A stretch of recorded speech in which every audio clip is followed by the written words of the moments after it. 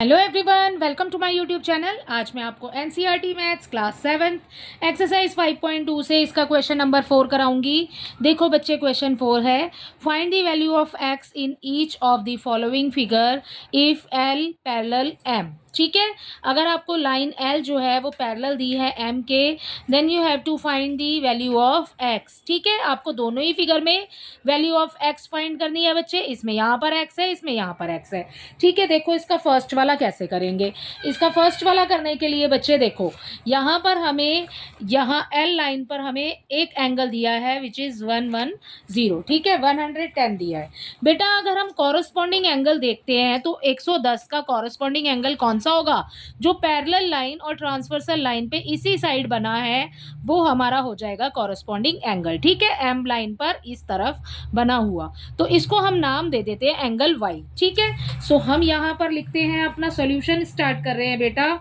सो हम लिखेंगे सबसे पहले जो लाइन एल है वो पैरेलल है एम के, एंड जो लाइन है हमारी T, line T is transversal. ठीक है, सो हम लिखेंगे टी इज ट्रांसवर्सल।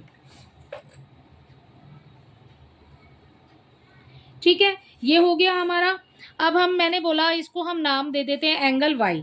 अब देखो बेटा, अगर एंगल वाई है वो हमारा कॉरस्पॉन्डिंग एंगल है, वो किसके इक्वल हो जाएगा? 110 हो जाएगा एंगल वाई।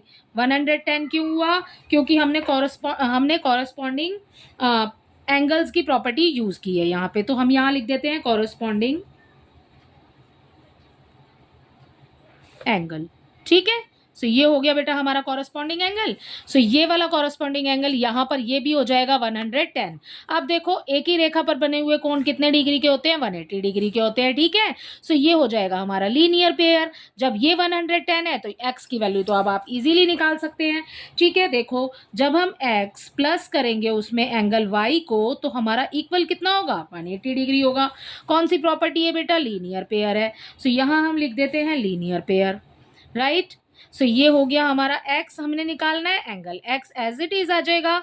y कितना है बेटा? 110 है तो 110 आ जाएगा, इक्वल हो जाएगा एज इट इज, ऊपर से ही लिख रही हूँ 180 डिग्री। ठीक है, अब क्या करेंगे, x की वैल्यू फाइंड करनी है, x को आगे ले लो, 180 आ जाएगा यहाँ पर, 110 उस तरफ शिफ्ट होगा तो बच्चे ये हो जाएगा माइनस में। ठीक है, 180 में से 110 को माइनस करेंगे सो हमें मिल जाएगा 70 डिग्री। ये किसकी वैल्यू आई है बेटा?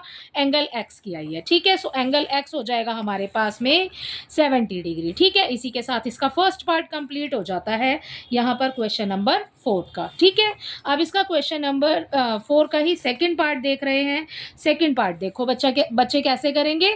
यहाँ पर हमें दिया है बेटा एंगल x की वैल्यू हमें फाइंड करनी है। हमें x फाइंड करना है तो हमें नीचे वाली लाइन नहीं देखनी है, हमें क्या करना है इस लाइन का। देखो हमें यहाँ पर a लाइन दी हुई है, पैरेलल दी हुई है लाइन b के। ठीक है, ये हो गई हमारी l जो लाइन है वो है हमारी ट्रांसवर्सल।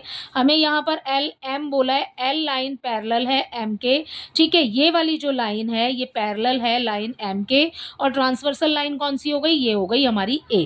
ठीक है, सो अब यहाँ देखो कॉरस्पॉन्डिंग एंगल ही बन रहे हैं। अगर इस बुक को थोड़ा सा इस तरफ शिफ्ट कर देते हैं, दिखा बेटे, ये हमारी लाइन हो गई एल, ये हमारी लाइन हो गई एम, और बच्चे ये वाला जो हमारा पोर्शन है ये देखो ये ट्रांसवर्सल है हमारी, और ये वाला एंगल ऊपर बना है 100 डिग्री का।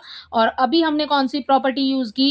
कॉरस्पॉन्डिंग, क्योंकि देखो ये वाली लाइन और ये वाली लाइन, इसी लाइन के इस तरफ जो हमारे एंगल बने हुए हैं वो कौन से एंगल होते हैं? कॉरस्पॉन्डिंग एंगल होते हैं। ठीक है, सो ये वाला 100 डिग्री है तो एंगल एक्स हो जाएगा इज इक्वल टू 100 डिग्री। ठीक है, so angle x is equal to 100 degree. कौन सी प्रॉपर्टी यूज की है? कॉरस्पॉन्डिंग, तो यहां पर लिख देना आप कॉरस्पॉन्डिंग एंगल। ठीक है, सो ये हो गया बेटा हमारे इसके सेकंड पार्ट का आंसर। सेकंड पार्ट इजी है।